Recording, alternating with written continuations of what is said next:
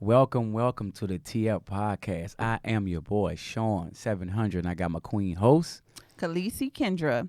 So the T Up Podcast is a new podcast, and we will be discussing a wide variety of topics from relationship advice, cheating, polygamy, Politics. parenting advice, fashion. Yeah, fashion. Yeah, so we are going to discuss these topics from different perspectives, and let's get ready to tee up these conversations. So I want to ask Sean, Let's go. what is teeing up a conversation? So, teeing up a podcast from our perspective is simple. Me and Kendra's been in a relationship for a little over 2.5 years. And the one thing we realized in our relationship is we had to have a lot of hard conversations early because our relationship was very accelerated. So we had to learn to have a lot of hard conversations as far as childhood, family, how you felt about politics, religion, a lot of stuff. So teeing up a conversation is a bunch of adults getting together, not necessarily debating, but having fun. But we're going to have hard conversations, but we're going to have them in a candid format. We're going to have a very candid, hard conversation. So you just making sure you have the real deep conversations, but with some humor too. I like that. So Yeah.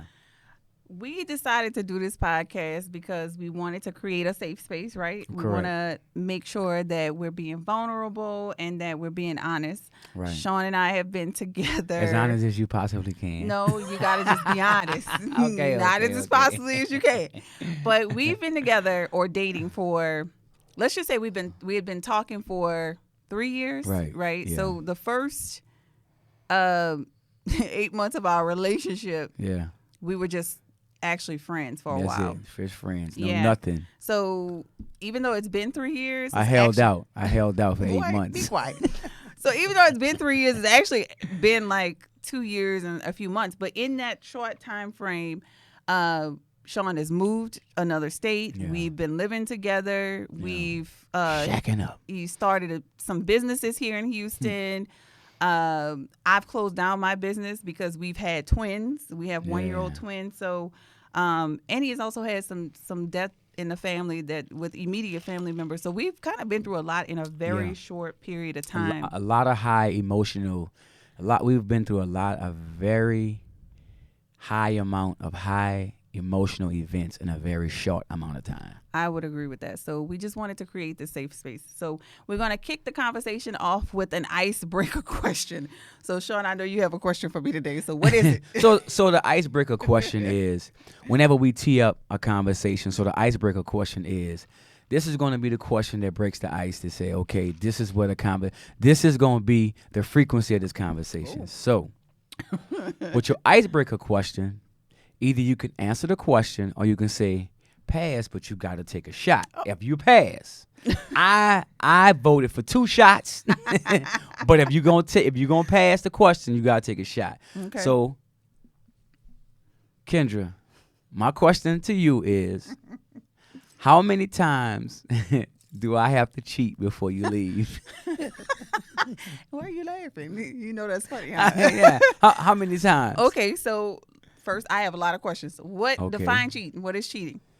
Oh man, I don't know. Cheating is, I guess, anything that you feel like your partner would do, what somebody that I guess you wouldn't necessarily want them to do, or I guess you feel upset about it. I don't know. Everybody got so many different definitions of cheating. Right. So my definition of cheating is anything you would do behind your partner's back that they don't necessarily know about or that you wouldn't share with them.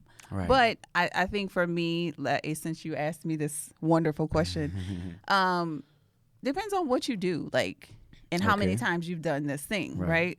So obviously, if I catch you doing something egregious, Right. then that's a no for me. Right. But if it's something small and that we can work on, the first thing I would want to know is why, right?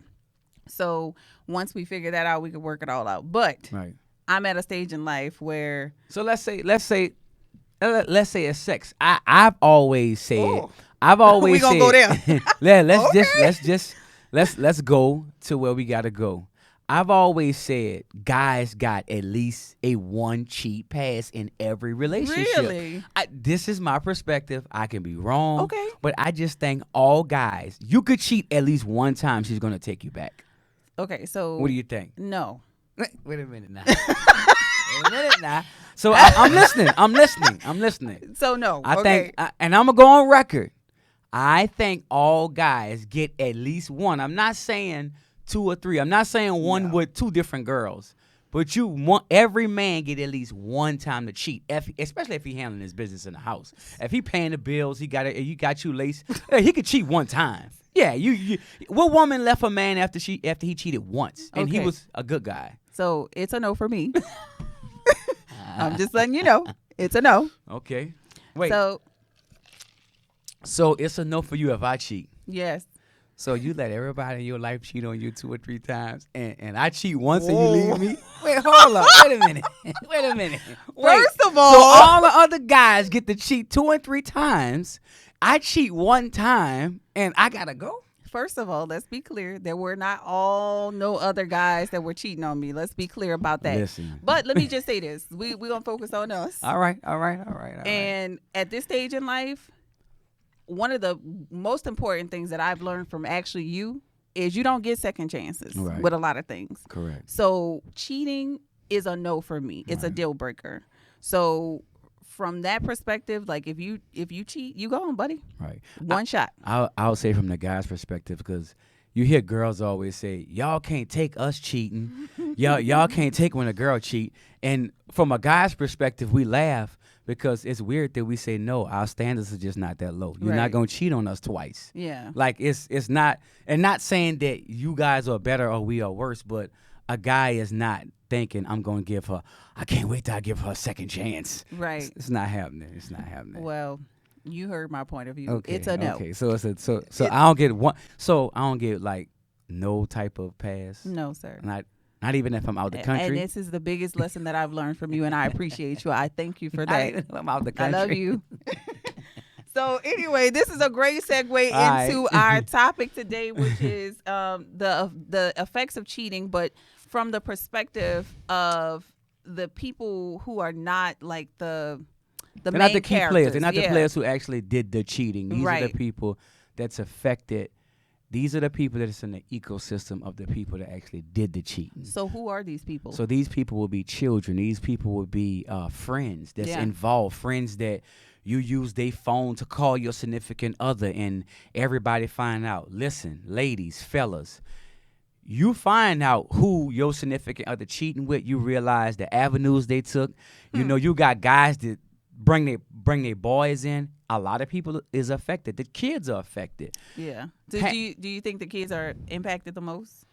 I think kids are impacted the most because kids are always around the action. You know, the adults can always leave the action, but the kids are always around the action.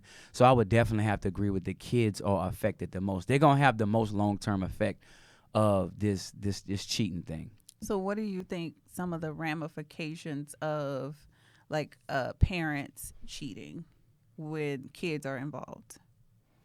As far as like how do you think the kids are impacted the most?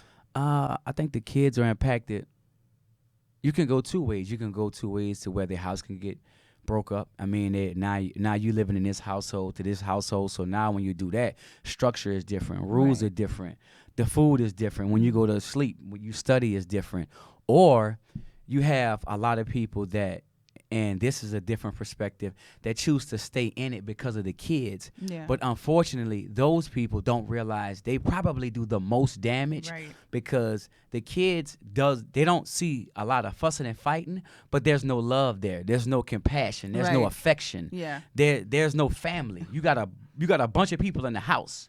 You got a bunch of relatives living in the house, but there's no family. So, you know, coming from a 2-parent household, my perspective is totally different. But the kids are definitely affected the most. So by me personally, knowing you and us having some of our hard conversations, I know that you have a very interesting story. Do I? That's sort of in alignment in what we're talking about here. So would you be willing to tee up a conversation about that? Yes. Okay. So let's get it. Let's go. This is something that I shared with Kendra when we first met, and it's because I had baggage connected to this situation. So when I was 23, and this is my first time ever telling this publicly, but I want to preference this and say this is from a perspective of a person that's healed, that understand what happened, that has forgiven all parties involved, and I'm an advocate because people in this situation need to know, one, how to deal with it, how to cope with it, and how to intentionally get over it because it's possible. So when I was 23, I was going to the Southern University in Baton Rouge, the greatest HBCU ever made, ever in the history of HBCUs. That's why the sky is blue and the sun is gold. So my mom called me home to New Orleans and said she wanted to talk to me. Long story short, she bring me in the room, we sit down, and she began to tell me people make mistakes. So I'm like, okay. I'm like, this is about to get interesting. Right. So I'm like, what type of tea she about to tell me? Did you have any clue?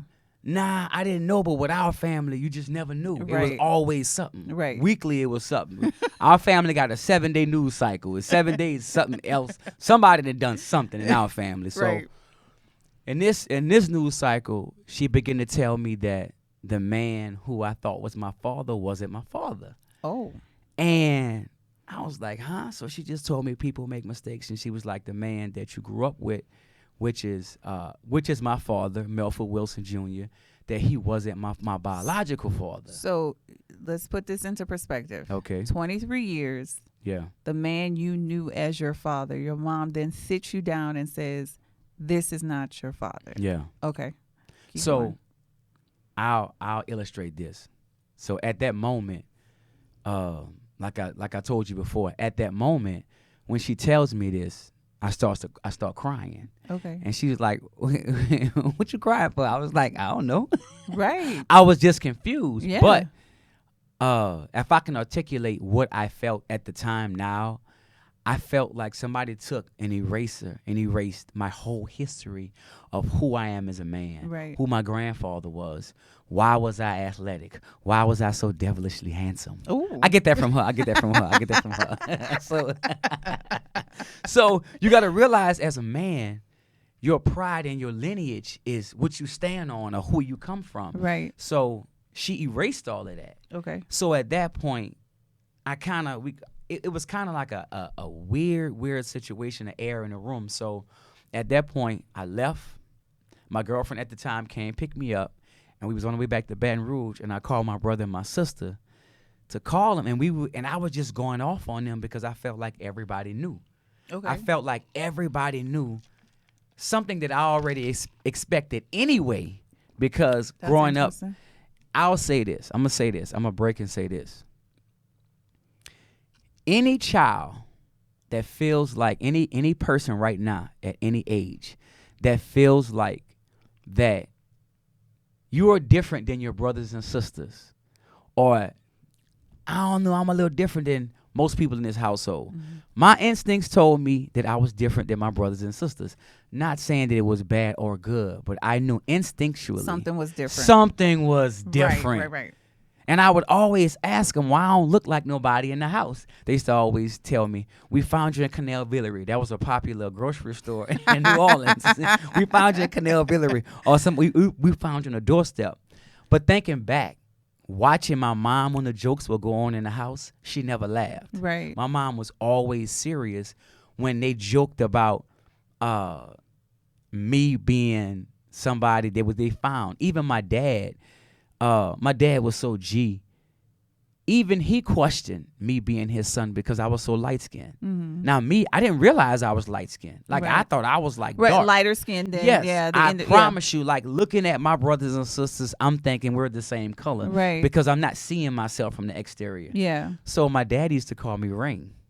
And I used to like, why he called me Ring? Well, Ring-a-ting. I was red. When they say when I was born, he asked my mom, where does little red nigga come from? Wait a minute.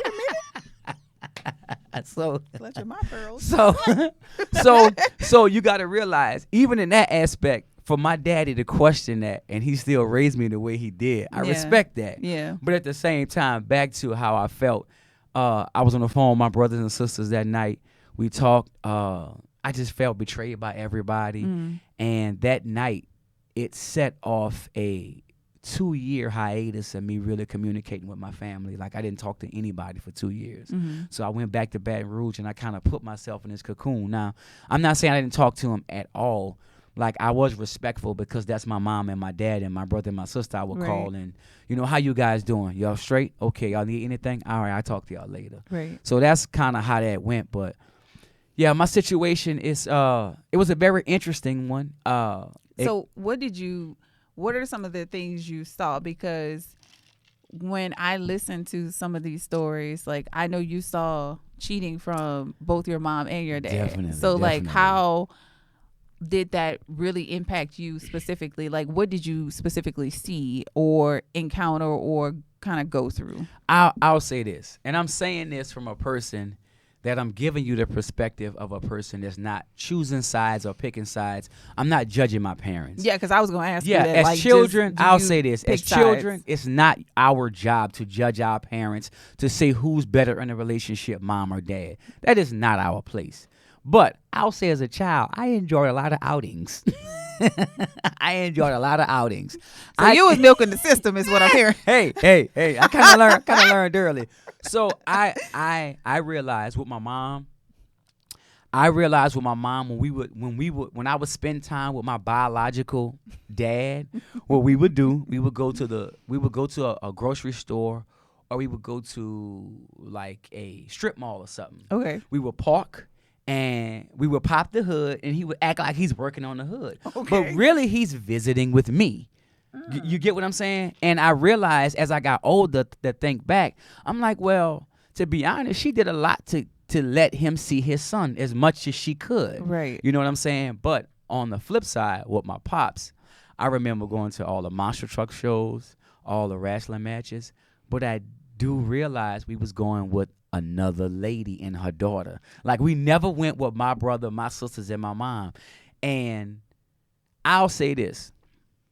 I could have it did affect me in a very bad way because it gave me trust issues. But I looked at it in a more proactive way. I looked at my mom and my dad as individuals, and I looked at them and said, if they actually got together as a family, we would probably be really doing cool shit. Right. Because my dad was cool, my mom was cool. Like, don't get it twisted. I'm not talking down on my parents. Like, I had superheroes for parents. So it's like, this is what happens in a household. Right. They were still human. In a 2-parent household, they were still human. Yeah. But at the same time, I realized as a child, it's not okay. I can learn the manipulation and learn how to be deceitful and move how they're moving.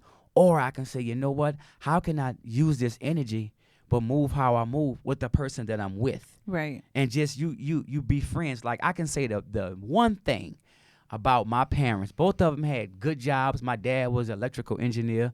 At Avondale since he was like 10. My mom was a nurse. She got her GED in her 40s, so I don't even know how she became a nurse. Yeah. So that in itself, my parents was cool, but the one thing that I realized my parents wasn't friends. Yeah. They just wasn't friends. If they was friends, we'd have probably had a cool household, but that's what happened to me when I was 23. I found out that I was for lack of a better words, I like to say cheat baby because it's the woman. Because if the man had did it, they would drag my pop's name in the mud. But I'm candidly saying it's my mom. Now, understand, everybody know my mom's a superhero. It took cancer 4 times to kill her. So understand the type of woman that I'm talking about. Yeah. So, yeah. Yeah. So do you think that this gave you trust issues specifically with women? No, it was specifically everybody. Yeah. Because the thing about it, I'll tell mothers this, and I'll tell you this because you are the mother of 3 beautiful children. Mothers are put on a pedestal that fathers, if we had the best-selling binoculars, we couldn't see. Yeah. You guys do no wrong. Even when you do wrong, mothers do no wrong. Yeah, okay? because we give so much. And we understand Yeah. that. But sometimes the lessons that mothers should teach their children, those are the hard lessons that it take them a while to learn in life, because daddy, we can teach him lessons, but there's nothing like that motherly love. Right. It's nothing like that motherly sit down and say, look, son, look, daughter. Dad could tell you. Dad gonna tell you straight, but mama gonna put that compassion on it. Mama might cook. Mama might even have a drink with you. Right. Mama gonna make you feel comfortable. So that's the thing that I would say. Mothers, I would say, and I would recommend, be honest about your past with your children. You might actually be cooler to them. Right. Like, don't hide your digressions as a parent. They're going to judge you anyway. We're going to judge you anyway as children. When y'all leave the room, we're going to talk about you. If parents today would really be honest about the stuff they did coming up, and not just the stuff, the pain, the stuff you conquered. Right. Because that makes your child a conqueror. Tell us about that stuff. Yeah, and they get to, or we, because I have a mother too, get to see you in real life action. We want to know your trials, tribulations, and the things you've gone through.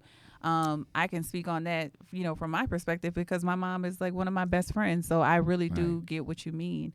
So back to you, though. Oh, okay. What are some of like the positive outcomes? Because this is a very traumatic sort of situation. So like what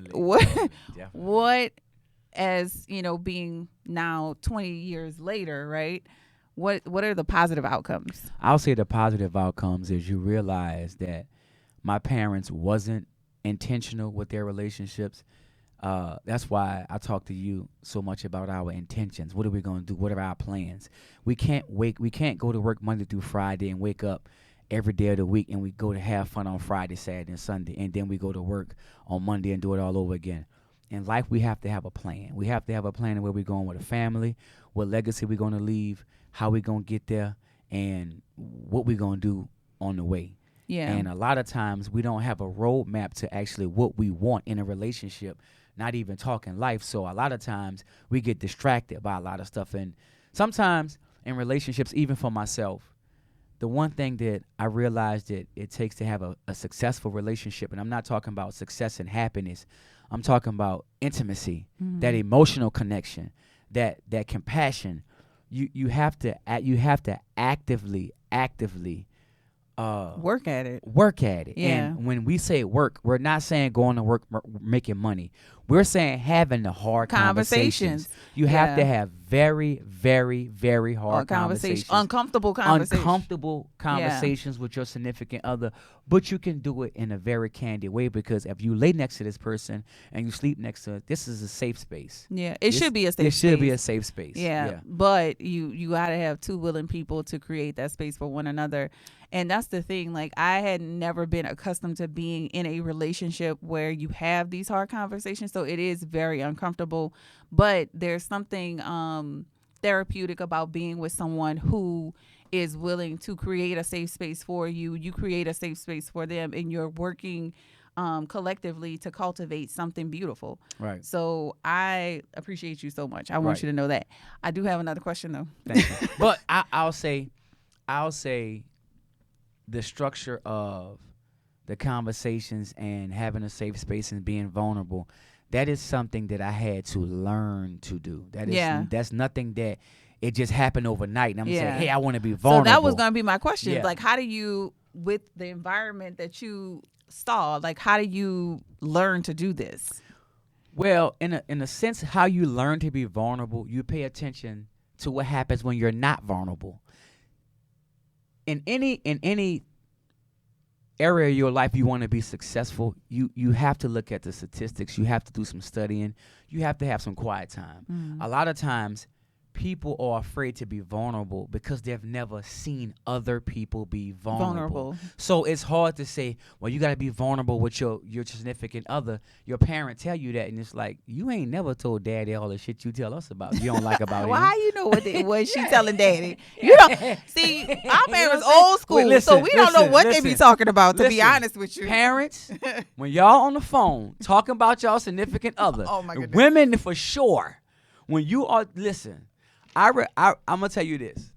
I remember my sister, Lisa, my older sister, she was a beautician. Don't you be putting Lisa. So listen. He about to put your business out here I'm gonna tell on you this podcast, girl. Stop it. My sisters love me. Stop it. They do. They do. I love them. So I remember my sister worked at this beauty salon named Drea's Place on Haynes. Yes. It was by her friend named Drea. And I remember going in there as a little boy. My sister would do hair. And I remember not understanding the specifics of what they was talking about, but I can understand the topic of conversation. Right. And that was my first time sitting in there listening at about 7 to 8 women. 7 to 8, like that's a big number. That's like one number up. I'm already, I think, a little tipsy. I like you when you're tipsy. I'm already tipsy. Yes. So you got these women in there, and they're talking about, yeah, this man did this, and this man did that, and this man did that. And I was sitting there as a little boy. I was like, I don't know who man is, but they own his ass in here. You know man was one person? I thought he was one person. I'm thinking man is one guy because I'm like, every woman in here is talking about this man. And I'm like, who is this guy? Like, I wouldn't mind meeting him because he got everybody in here pissed. He got me interested. Who is this guy? Be quiet. But as I think back, women are always talking about men. Yes. Always. When y'all get together, y'all are always talking about us. So that's just something that comes with the territory. But I think with women, and I'm gonna flip it for a second.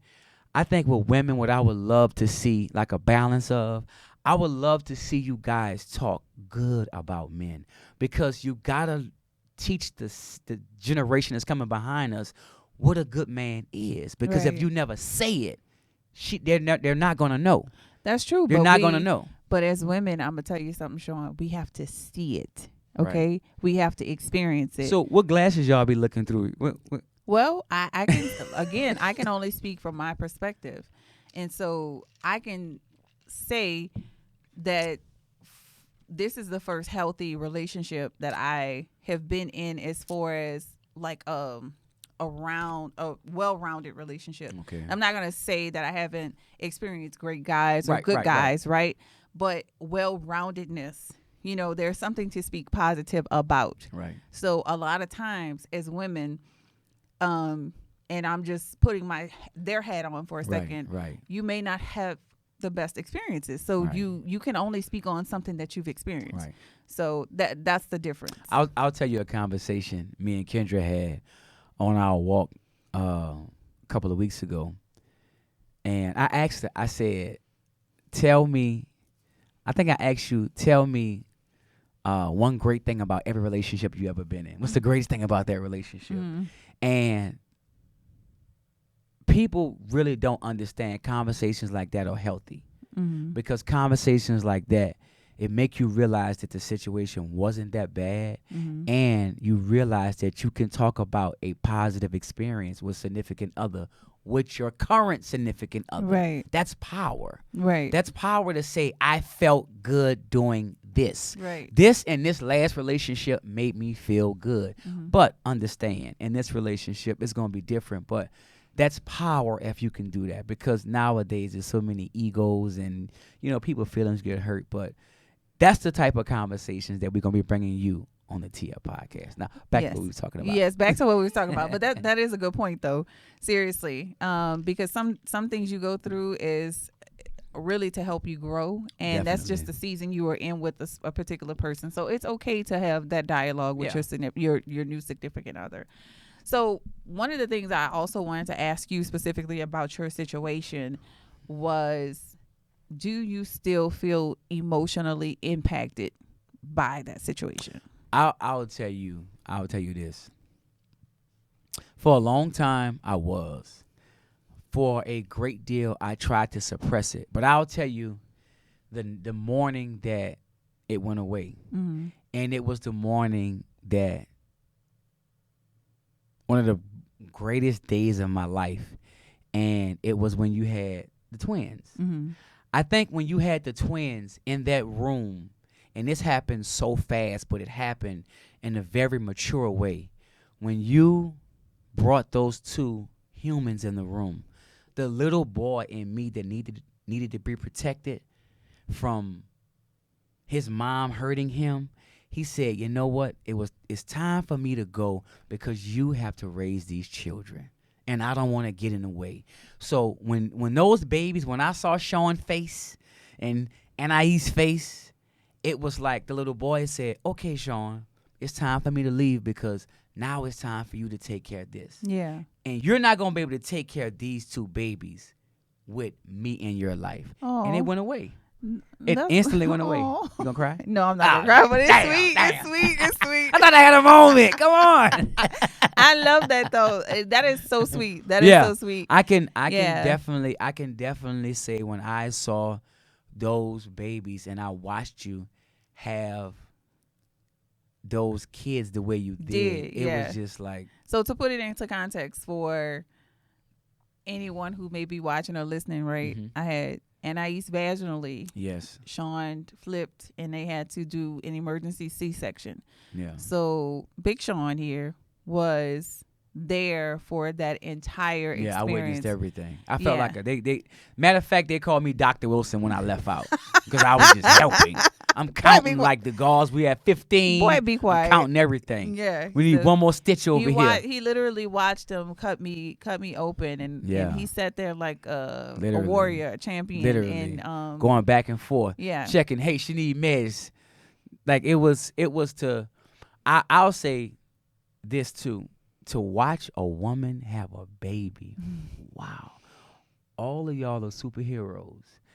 I don't want that type of equality. I don't want to know what it feels like to have a baby. Y'all can have it. Y'all got it. I never ever want to feel like what that feel like to have a baby. No. You are so funny. Y'all can have that. I don't want that type of equality. You are hilarious. Yeah. And I appreciate you saying that.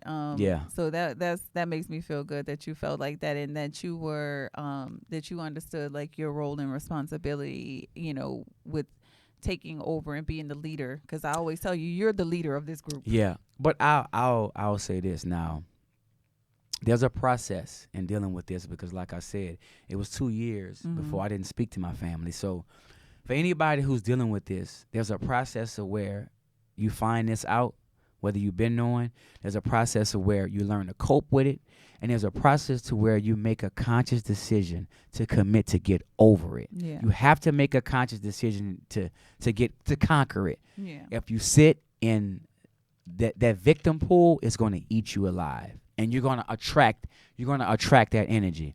So I would say, for me, the one thing that you have to do, you have to keep a sterile environment. Yeah. And when I say sterile environment, you have to keep an environment that sometimes if a family member or a close friend have to cut you, the atmosphere is sterile enough that you won't get an infection. Right. And the infection is just a contrast of you won't get mad at them.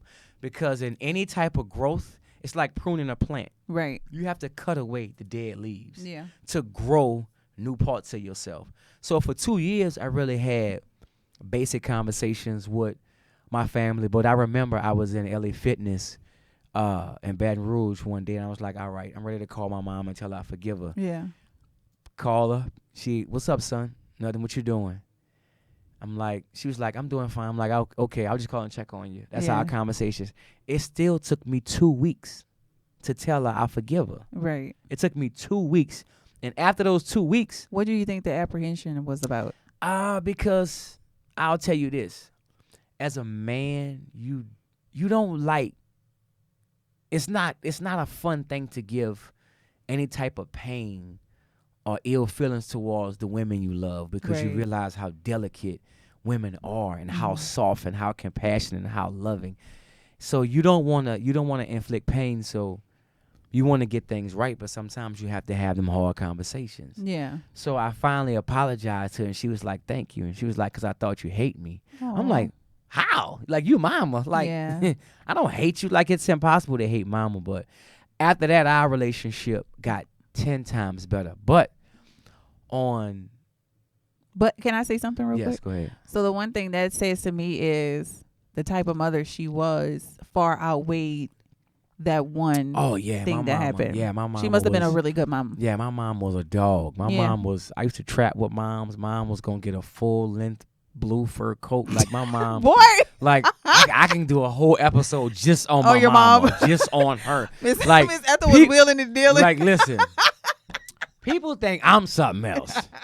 Miss Ethel sound like she was listen, something else. My mama was something else. I could take you back to when she had goals in her mouth or to when she was in the pulpit.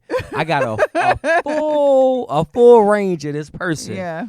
So it's like once you realize that was the greatest thing that ever happened to me, because I'll tell you what happened.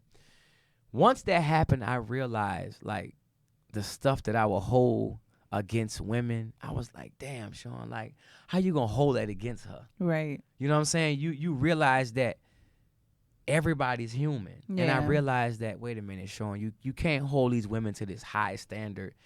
And it's like, look what your mom did. Yeah. Everybody's human. Yeah. Every single body's human. But you saw how that impacted your mom too, because that decision affected her emotionally. Definitely. Yeah. So you definitely see the impact of how, that transitioned or translated into her life. Right. I remember talking to my mom. I was writing this book, Paintbrushes and Permanent Ink. Mm-hmm. And I remember talking to her about I was going to put the story of how I was conceived in the book.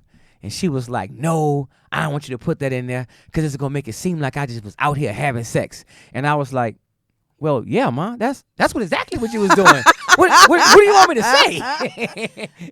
Like, how do you want me to dress this up?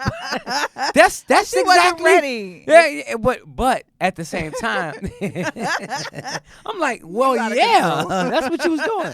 I'm gonna tell you the one thing we used to do with my mom. Once everybody, my brothers and sisters, we got okay with it. This is how you get over pain. It's humor. Mm-hmm. We start joking about it. Yeah. My mom would say, y'all call y'all daddy for Father's Day. Everybody be like, yeah, we did. Me, I'll be like, which one you talking about? Ooh.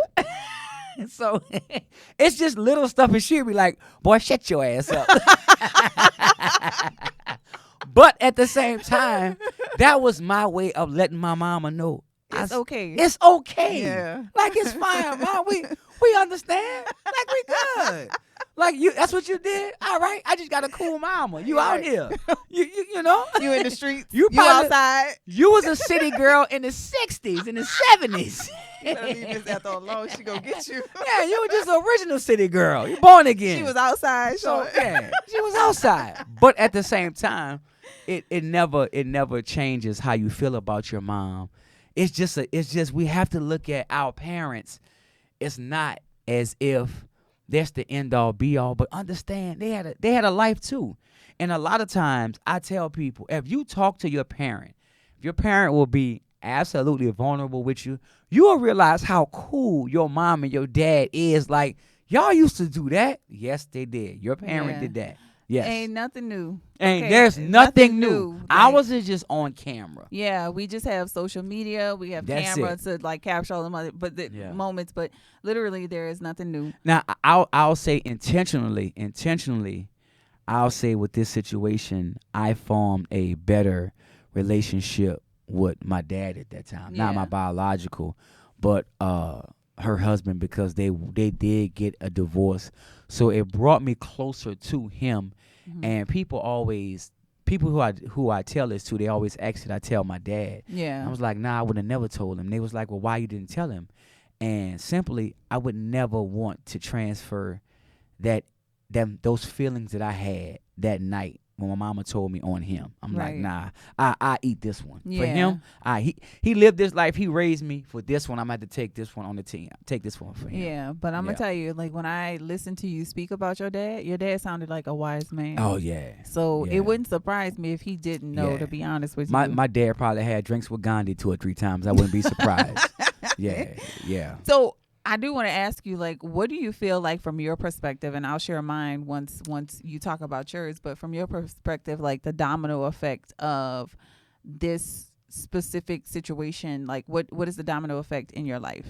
I think the domino effect in my life is I'm actually one guy that I'm present in the relationship. So what happens is when you have a relationship and you see it from a perspective of the people in the players in the relationship are not friends, or they're not coming together financially, or how whatever their routine is, you realize, okay, I can have this routine, or what do I want with my significant other? We need to implement our structure. Yeah. So the plus is I realize that most relationships don't work because they don't have any structure. Yeah. It's not that the relationship is not good, but where is the relationship going? What's the direction? Right. So I think just me looking at my mom and my dad and how this played out, I realized it wasn't any structure. Now, I had some fun times. I think my dad was a superhero. My mom was a superhero, and that's a whole different show. But at the same time, just looking at these two people and how they coexisted in a house and raised us the way they did, I mean, it was a lot of positives. Even though they wasn't friends, the coolest thing that my pops used to do with my mom is every single day he came home, he gave her a kiss. I don't care if they fought the day before. Right. If they had a fight the day before, when he get off that bus from Avondale Shipyard, he's coming in 8840 Lake Forest, and he going to come in there, and he going to give my mom a kiss. But everybody know my dad is going back outside and open up every door in that van. He going to be outside all day. Well, that sounds familiar. That actually sounds He going to be familiar. outside all day. He going to be Yeah. outside all day working in the yard or working on his van. So, yeah. That's funny. So I didn't know that. I learned something new about your dad today. Sean spends a lot of time outside at home when when in the evening. So yeah, that's Yeah. interesting. So that's a trait you picked up Yeah. from dad. So I know from my perspective, and this is a huge thing when we're talking about the domino effect of how this all impacts, like, not just now the kids. This 20 something years later is now impacting me because Right. I have to like understand my mate's triggers. I have Right. to understand like what could affect him, and so that requires a lot of communication. It requires vulnerability. It requires honesty. So it's put me in a place where it's allowed me or taught me compassion. Mm-hmm. So one of the first things I decided to do, unbeknownst to you, once we decided, because our kids were planned, once we decided to have children, was the best gift I felt like I could give you was a DNA test. Mm-hmm. Even though at the time Thank when the I Lord. made the decision, you hadn't asked for it. But his butt asked for it eventually, which is Definitely. a different show for a different day. But I had already mentally prepared myself that I would do this for you because Right. I understood like what your triggers were. And let me say this. Let me say this, ladies. That was your first Father's Day gift, by the way. And yes, it was. And Yes, it was. Can Yes, we it tell was. the people you never went and got the DNA Let me test? tell you. Let me tell you. Let me tell you. Kendra did for Father's Day. She got me a beautiful DNA kit, and I never went and got my kids tested.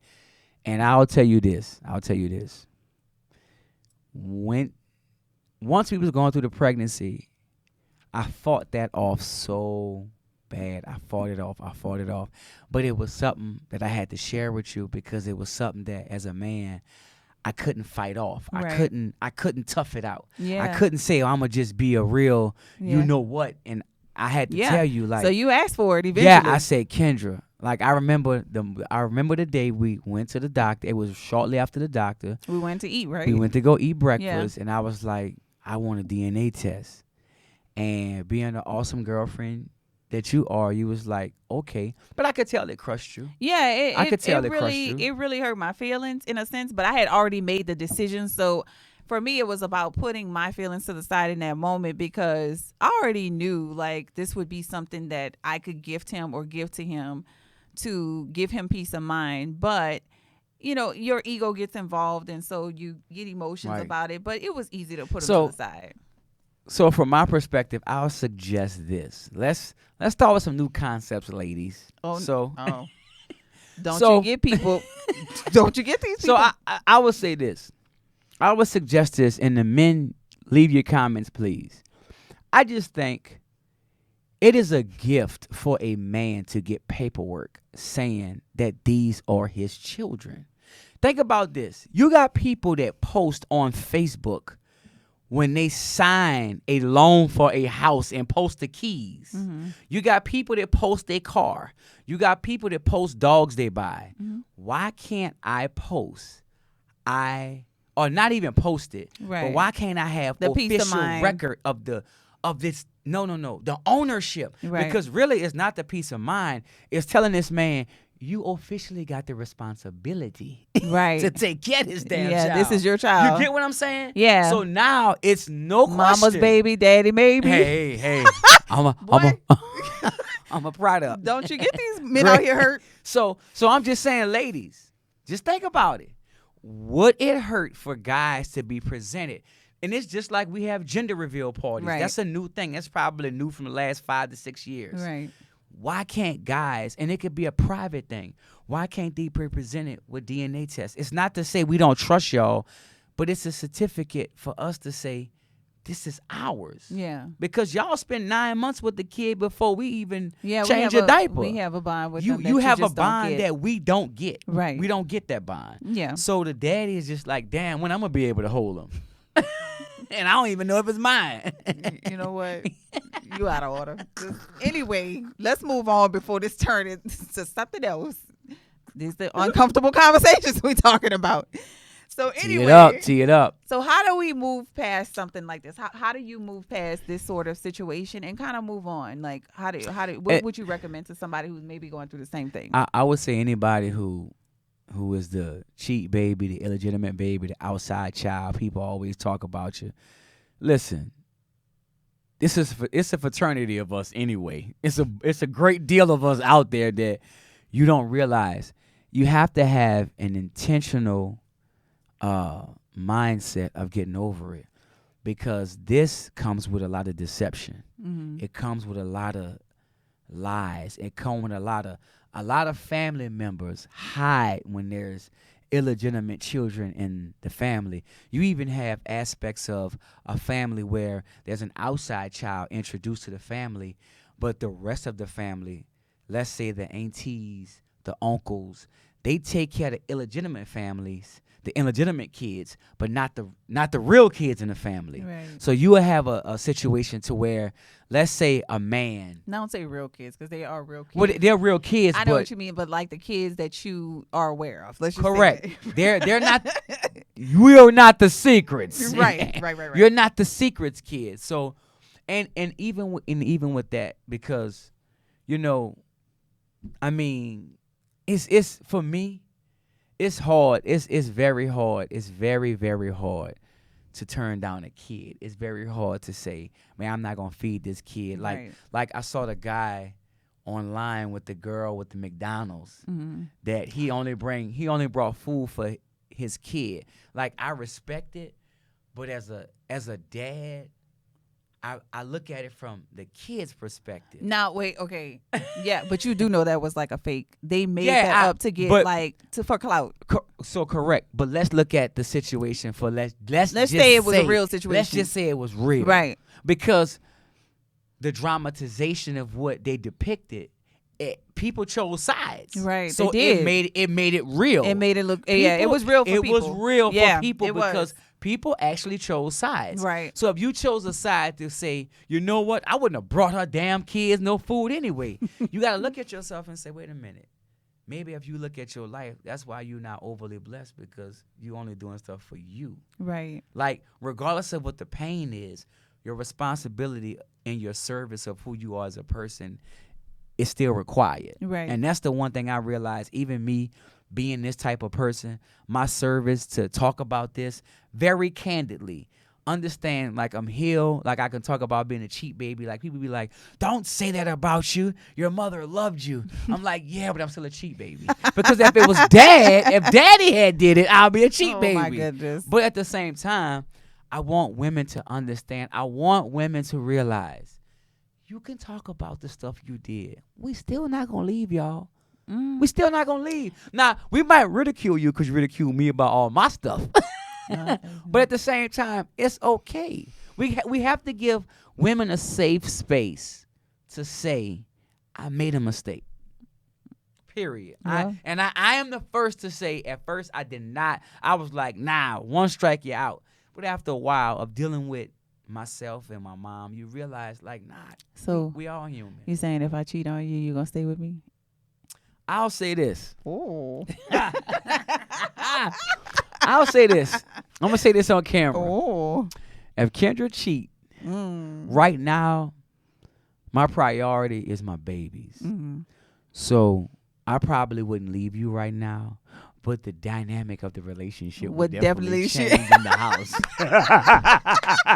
So I'm gonna just let you know. In Sean's terms, I'll adjust. Yeah, I'm gonna just adjust. They're not gonna know nothing happened, because we at an age where you're not cheating on me. You cheated on yourself. Exactly. Because you about to be X'd out. You didn't made yourself. You didn't got off the ark. So now I'm not gonna argue with you. We're just gonna adjust. We're gonna raise these beautiful kids and we're gonna adjust. That's all. You know what? You believe that? I believe. No, I don't know. You might leave. I don't know. But you never have that to worry about ever. Yeah. I value you and respect you way too much for that. So that will never be a thing with us. Just Definitely. FYI. So I want to say thank you for sharing your story. I appreciate it. I know it was a whole lot to unpack, and for me, it's therapeutic to listen to you, to share your story, and I would assume it's therapeutic for you too. So I want to say we're gonna wrap this conversation up, but I know we'll be bringing more of these candid sort of conversations to the forefront. And what are we talking about next week? Child support. We want to do one on child support. We can do child support because I don't know. I might put you on child support. Oh. You know what? I might flip this. I got a few. You got a cake bake, huh? Oh. See, already. You see? You see how this go? I'm just kidding. No, you're not. You from New Orleans. No, you're not. You know what? You ready? No, you're not. I stay ready not. So this is the Tee Up Podcast with Sean 700 and Kendra. And we are just understand we are going to have candid conversations, but they're going to be fun. Hard conversations. Candid, fun, hard, fun, uncomfortable. And listen, we are going to be coming to your family events. Ooh. When we come to your family events, you got to be 18. No, you got to be 21. We can do 18. We can do 18. We can do 18, but you got to be 21 years or older because we want to make sure that everybody, if you don't want to answer a question, you could take a shot. Okay, but that's fair. What we want to do, we want to get the family back to having conversations. Yeah. We want to get the family back to having conversations about stuff that happened in the family. Even if we fuss and fight a little bit, we might debate, we might disagree, but we want to bring the family back because a lot of times all we have is each other and family. That's it. All we got is family. Yeah. That's all. So thank y'all for tuning in to the Tee Up Podcast. We'll see y'all next time. Peace. Peace.